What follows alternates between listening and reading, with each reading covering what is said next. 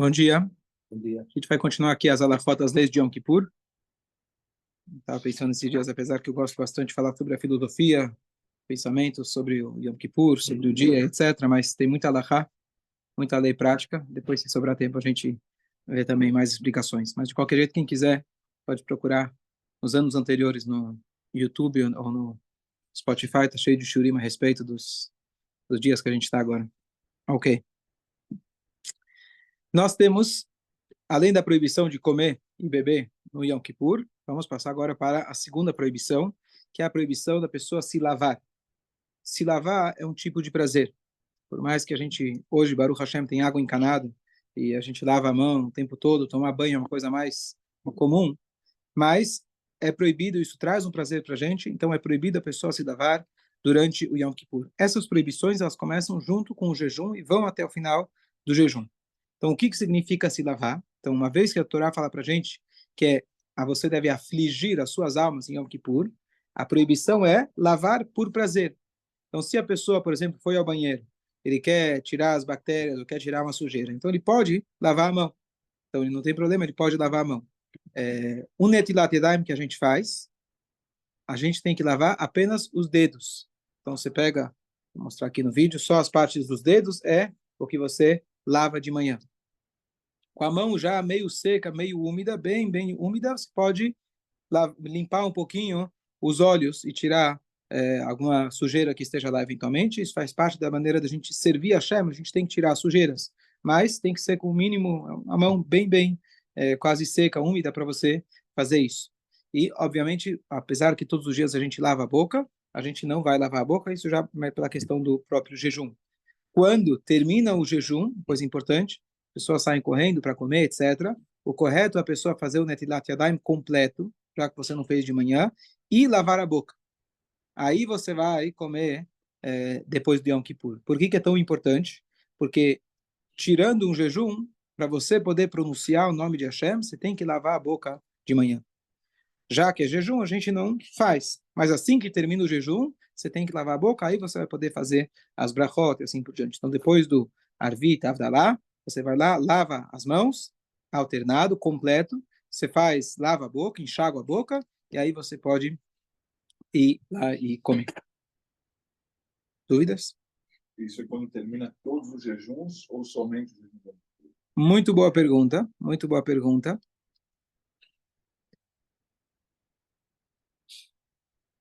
Vou te responder. Vou pesquisar, vou te responder.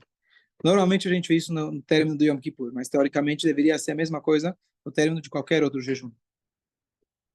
Eu só estou pensando que nos outros jejuns, talvez, pela questão que você pode acordar tipo 4 da manhã, 5 da manhã, dependendo da hora, você já lava a tua boca, já fez as brachot, talvez essa lavagem da manhã já vale para o dia todo. Então eu vou verificar.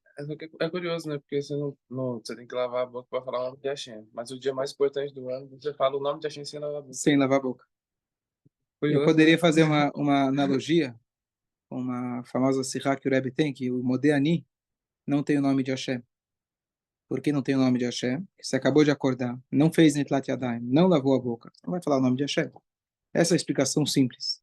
A explicação mais profunda é que o Modéani é tão forte, você sequer menciona o nome de Hashem. Qualquer nome de Hashem está se referindo a uma, assim por dizer, característica de Hashem. Modéani lefanecha, eu estou falando diretamente com ele. O Yehudi, ele está ligado com Deus, mesmo ele estando impuro, todo Yehudi está ligado com a essência de Hashem. Então, talvez fazendo esse paralelo, a mesma coisa no Yom Kippur. Cuando sale aquí de la sinagoga ya comí un pedacinho de bolinho, Por isso, você lava já aqui na sinagoga ainda. Não é obrigatório, não é obrigatório. Comer o bolo não é a mitzvah. pero lava la boca. O que sim é importante lembrar é uma segulá, todo mundo gosta de segulá, para parnassá, abundância, se Deus quiser, material, fazer uma seudá, uma refeição com amotzi, com carne, como se fosse um Yom Tov, assim que termina o Yom Kippur. Então, essa quebra do jejum familiar que as pessoas fazem em Yom Kippur, aproveita, coloca uma halá, coloca uma carne, faz uma refeição de Yom Tov. Você pode quebrar eventualmente, você pode comer uma pizza, você pode fazer um macarrão, não tem problema. Mas é uma segulá, se você puder fazer uma seudá. E nessa época, o que você fala quando termina o Yom Kippur? Terminou o Yom Kippur, o que você fala? O que você deseja para as pessoas? O Mar Hatim HaTová já foi. que você fala para as pessoas? Está, porque Shana Tova. Shana Tova, ok. Você pode falar o ano inteiro Shana Tova. Pode falar Shana Haba Yerushalayim. Você pode falar Boker Tov também, Laila Tov. Bom Então, apetite. bom apetite é boa. Mas a gente já deseja Good Yom Tov, um bom Yom Tov. Agora são 4 dias até Sukkot. Inclusive, a pessoa deve, quando termina o Yom Kippur, já pregar um prego da Sukkah, apesar que muitas Sukkot já estão prontas agora, mas você deve já se ocupar com a Sukkah. Se não pregar, pelo menos já estudar uma halakha ou falar a respeito da Sukkah para conectar o término de um dia tão sagrado já com a próxima mitzvah. De forma que está escrito que Bayom Arishona, e o Sukkot é o primeiro dia que Deus começa a contabilizar os pecados. E o que acontece nos 4 dias entre Yom Kippur e Sukkot? Não é que você está liberado para pecar, é que você está extremamente ocupado com as mitzvot que estão por chegar, é o Yom Tov para preparar a Sukkah, para preparar as 4 espécies, para preparar, etc. Então, não dá tempo da gente sequer pensar em pecar. Então, por isso, então, termina o Yom Kippur, você já conecta ele com o próximo Ha, que é o Sukkot. Uma dica prática, lembrar de lavar os dedos, deixar a caneca até a metade, e Boa. de manhã, principalmente de manhã, né, que você está com a cabeça. Deixa a caneca até a metade, que aí quando você vê, você vai pegar, tá mais leve, você vai lembrar. Boa. Então, quando você for encher a caneca, já enche até a metade, já fica mais fácil de lembrar. Bem, boa. Fala. Olha que interessante. Minha mãe fazia com carne. Motzei. Minha mãe, por si. Baruch Hashem, tinha parnassá?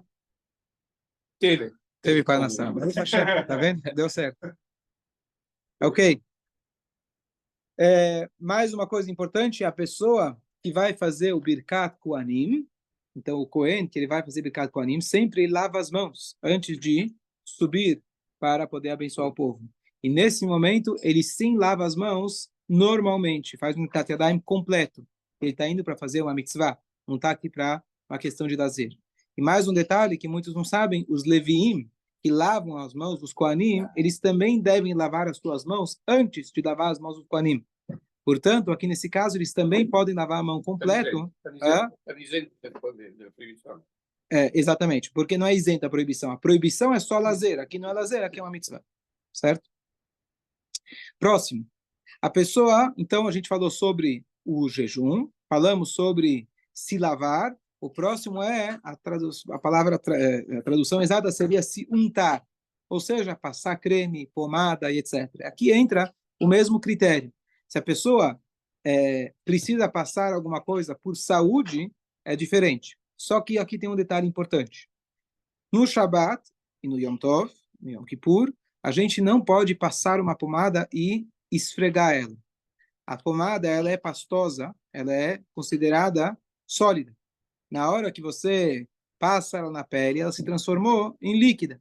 Então, isso é chamado molit, você está gerando algo novo, isso é proibido. Se alguém está extremamente machucado e ele precisa passar uma pomada no Shabat, então ele deve simplesmente colocar a pomada em cima sem espalhar.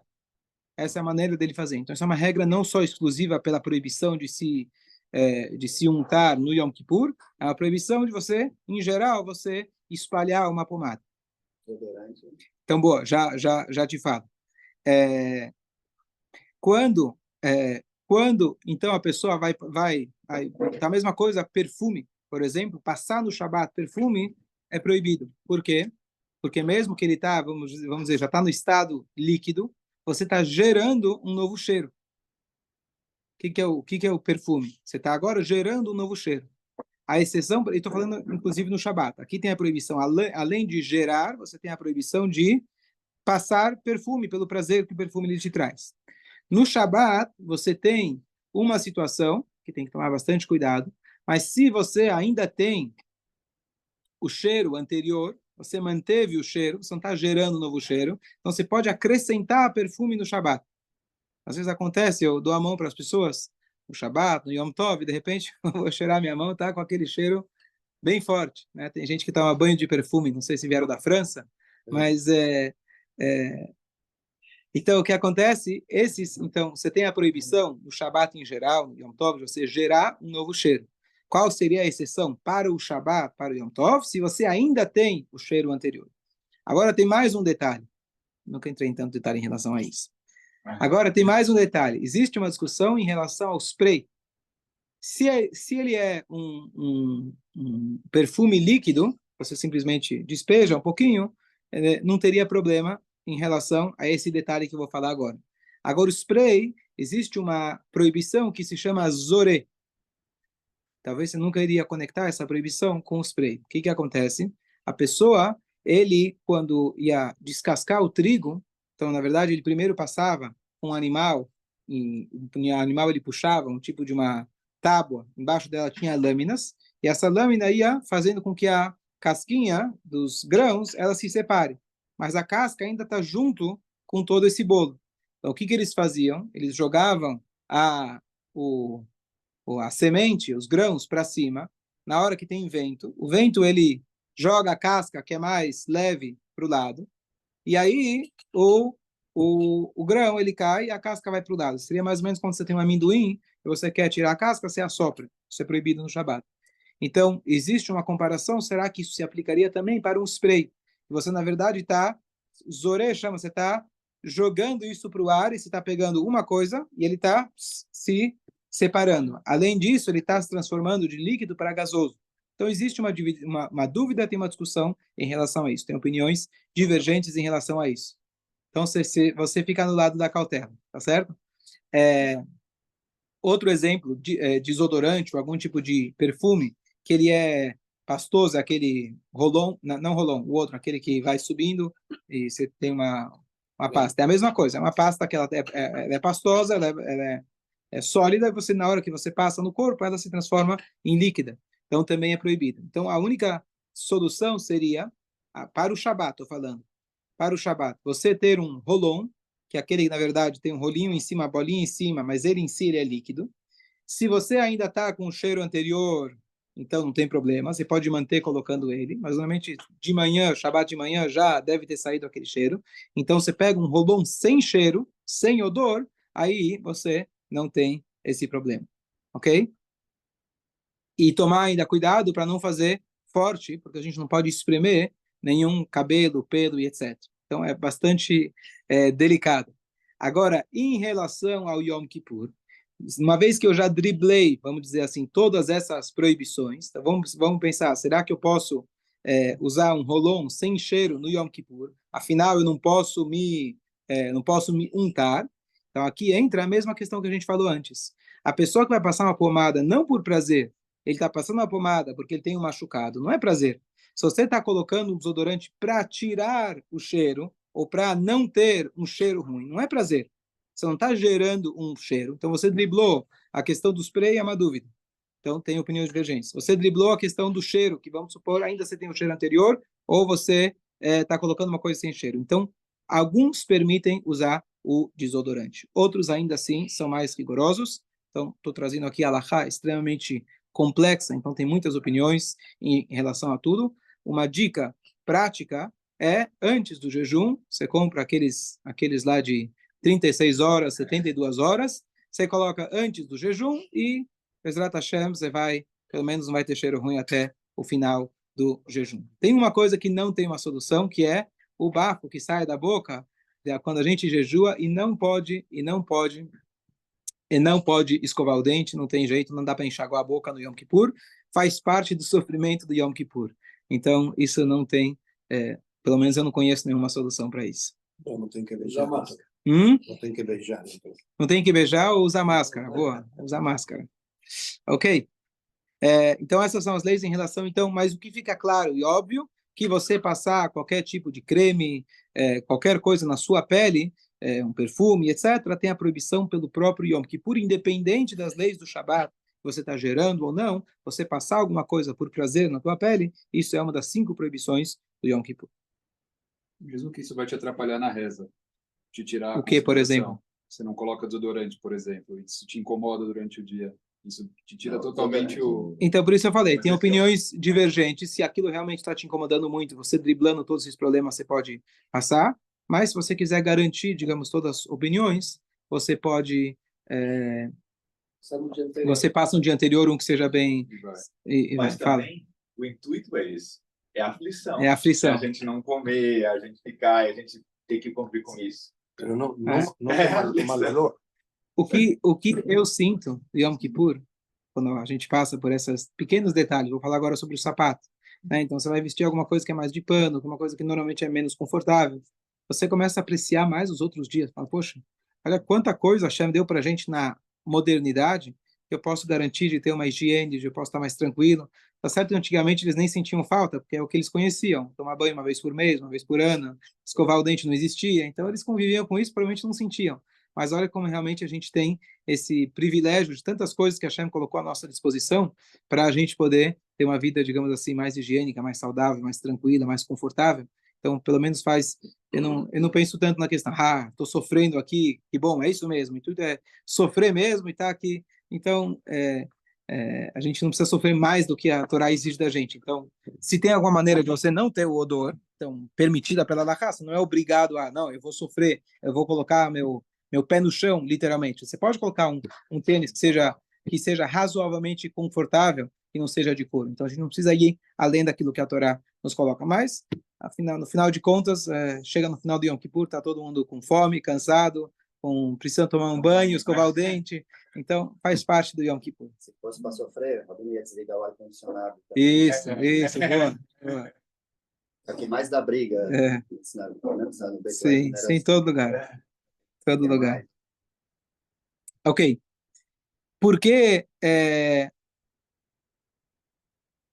a Torá, agora, a gente, próxima proibição é vestir sapatos de couro. Isso é uma coisa que muita gente sabe, mas também tem muita gente que, às vezes, não dá atenção para isso. Pessoas vêm na sinagoga, ele quer vir bem vestido, vem social. Então, se ele vem social, ele já naturalmente já coloca um terno, coloca uma camisa, uma gravata, o que for, e coloca um sapato. Primeiro, a proibição do sapato de couro, não cinto de couro. Não tem proibição no cinto de couro. A proibição do sapato, primeiro, só para a gente entender o que era um sapato. A Guemará diz para a gente quem é o homem rico, aquele que tem um sapato para seus pés. Isso era considerado uma pessoa rica. Então, de novo, como a gente pode apreciar a atualidade que a gente tem, Baruch Hashem, abundância, e a gente tem proteção para nossos pés e assim por diante. E a outra coisa é que o couro é o que é considerado realmente um sapato.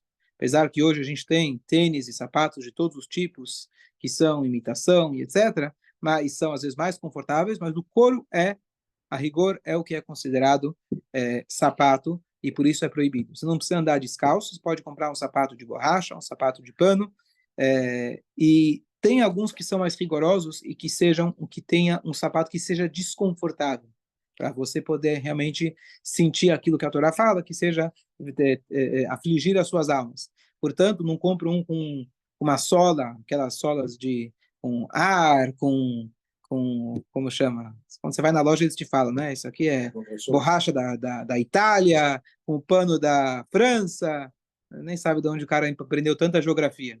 Mas eles, na hora de vender... Então, tem alguns que são mais rigorosos com isso, de pegar uma sola que seja mais fina, que você vai sentir minimamente o chão. Mas isso é um rigor, não são todos que têm esse rigor. Então, muitos usam algum tênis que não tenha couro, nem um pedacinho de couro, e assim você se torna vegano pelo menos uma vez no ano. 2, aliás, deixa Shavuot também. Ok. Hoje a gente não usa, né? Mas ele traz aqui de um tamanco que era de madeira, deve evitar também. Não sei se alguém vai saber, né? Às vezes pode acontecer para mulheres, né? Algum tipo de tamanco, algum tipo de sandália com base de madeira também deve evitar. Por quê? Na Holanda, usam um tamanco. Ok. Tem exceções, a mesma coisa, se a pessoa por algum motivo precisa, hoje não é prático, mas só para entender o conceito, a pessoa que ele precisaria, por algum motivo de saúde, usar um sapato que seja mais firme, hoje, difícil de falar que a pessoa precisa de um sapato que seja de couro, ele vai precisar de um tênis ortopédico, e ele tem tênis ortopédico que não seja de couro, que a gente tem hoje uma abundância muito grande de material. Mas só para entender, toda a proibição é a questão do sofrimento. Se você está usando para prevenir, para te ajudar, uma questão de saúde, etc., não tem a proibição. E só um detalhe, às vezes você tem aquilo que é imitação de couro e quem olha de fora acha que é couro. Então isso a gente deve evitar, por uma questão de marit ain, que significa você está dando a impressão que você está com o couro, e a gente não deve fazer alguma coisa que dê a impressão que está fazendo alguma coisa errada. Mesmo que você está sozinho em casa, a gente sempre deve evitar fazer alguma coisa que possa dar a impressão que a gente está transgredindo uma lei da Torá. Só para dar um exemplo, ontem eu vi o Rabino estava dando shur, falou sobre o cheeseburger kasher, que você pode pegar um queijo vegano ou uma carne que seja de soja, etc. Então tem leis em relação a isso, que dependendo da situação, se não é uma coisa tão conhecida, é um leite que parece leite, é igual a leite, e ninguém vai saber que ele é de soja, você tem que deixar a caixinha de soja, por exemplo, aquele Hades, em cima da mesa, para as pessoas saberem que você está realmente. Então, por quê? Para não dar a impressão, alguém vê e vai dizer, bom, você está comendo leite com carne, faz o shalom. Ok. Então, essa é a quarta proibição do sapato, e a última é a proibição de ter relação íntima no Yom Kippur. Então, isso é uma proibição, e não só isso, como eu comentei já outra vez, alguém tinha perguntado, todas as regras de distanciamento que existe entre o casal durante o período que a mulher ela está impura até ela fazer a contagem na mikveh, isso também prevalece durante o Yom Kippur, já aproveitando também durante o Tisha B'Av. Então, lembra a piada que uma vez tinha um casal que eles estavam comemorando 60 anos de casado. E aí, a, a mulher se levanta para dar o discurso. Olha, esses 60 anos passaram como 2 dias. Que lindo, que maravilhoso. Mas por que 2, não 1? Não, igual Tisha B'Av e Yom Kippur. Ok. Ok, a gente na próxima Bezrat Hashem, hoje à tarde, a gente vai começar a falar sobre as rezas do Yom Kippur e como é a rotina do próprio Yom Kippur. Não falta muito para a gente acabar as halachot, mas que a gente tenha Bezrat Hashem, Gmar, Khatimat Tova. Rabino, você tem uma lista, né, do trabalho de checklist, já falou